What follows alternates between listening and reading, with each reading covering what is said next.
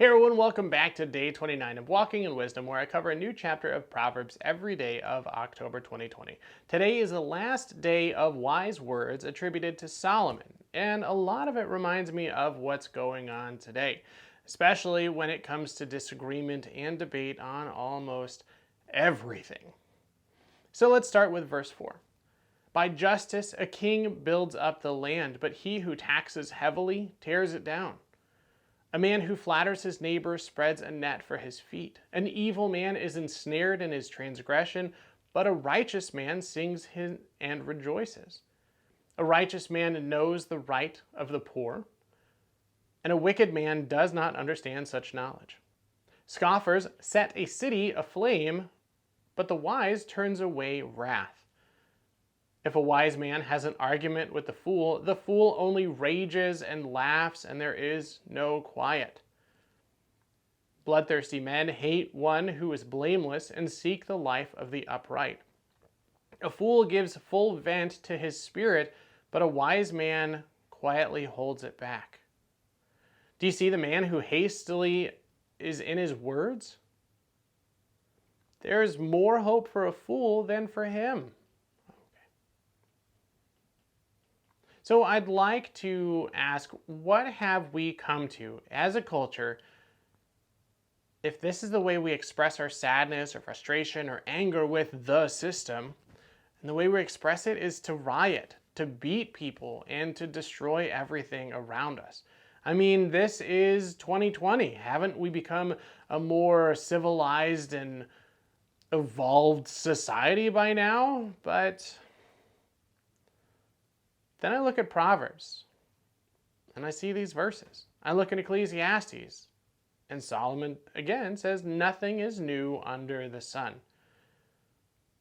So it shouldn't be that surprising that pagans are going to pagan. It shouldn't be surprising that people in our society, or any society, destroy everything around us when they don't get their way. So I'm not trying to get political here, but I'm trying to talk to the heart. What are we doing? So as Christians, the question is, are we showing the light of Christ to everyone around us? Aren't we all God's creatures with His breath of life in us, made in His image? So how do we get where we are? And really the question and that answer start all the way back in the Garden of Eden when Adam and Eve met the tempter, the accuser, and he questioned their faith. Did God really say this? Then every generation after that, our sinful nature has taken over. As it says numerous times in the book of Judges, the people of Israel did what they saw was right in their own eyes, so ...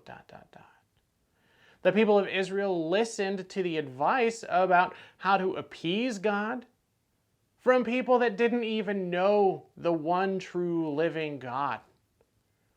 And even though the law of God was written on every heart, we need to actually hear God's word too. But many have turned away. And so have the fools and the scoffers who reject anything about what God says or who God is. So even when they're rebuked, they pick a fight. Even when they're told actual truth, they just scream and yell like toddlers. So we have politicians that are corrupt and tearing down society.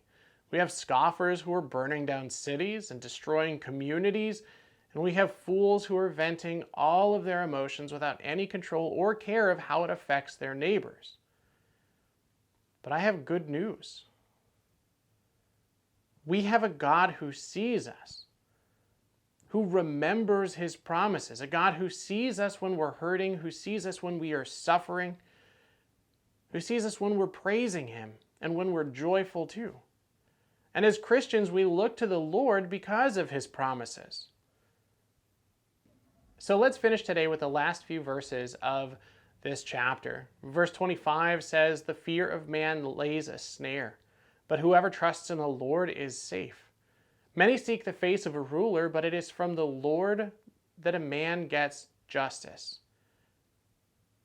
So this is a great reminder for us that even though we can call on our local authorities for ensuring the peace and justice, we can know that true justice and true righteousness come from God. He is the final arbiter over all people throughout history. But a profound truth here is revealed that not only is God the ultimate judge, dispensing justice when and where he sees fit, but he is also the ultimate advocate.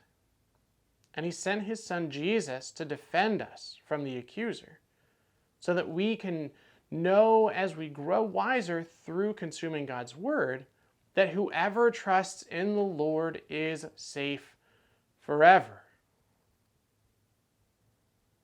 So be comforted in that as we face the world, as we shine our light of Christ to everyone around us.